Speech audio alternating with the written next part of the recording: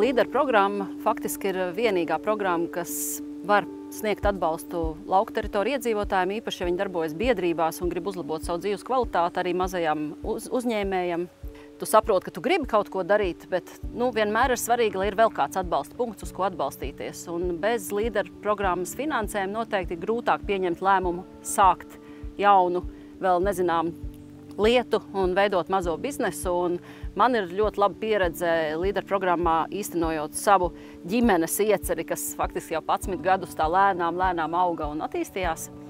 Īstenot iespēju iedzīvotājiem gan Latvijas, gan ārvalstu iepazīt Talsu novada dabu, Talsu Paugurēnas dabas parku, dzīvojot komfortablos apstākļos, jo ne visi ir gatavi dzīvot teltī un vārīt zupu uz ugunskura, un tieši tāpēc tapa šādas, varētu teikt, labiekārtotas, bezrūpīgas atpūtas iespējas tiem, kas atbrauc uz Talsu Paugurēnu un iet tepat dabā, staigā pa takām, brauc ar velosipēdiem.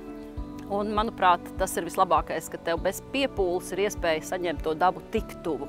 Bet tieši mūsu vietējā iedzīvotāja attīstībai, iespējai līdzdarboties, līderis ir vissvarīgākais. Manuprāt, citas tādas programmas nav, un es domāju, ka tā būtu jāsaglabā kā iespēja tieši, kas varbūt ar lauksaimniecību nav saistīts tām nozarēm un arī vietējām aktivitātēm, biedrībām, iedzīvotāju kopienu attīstībai.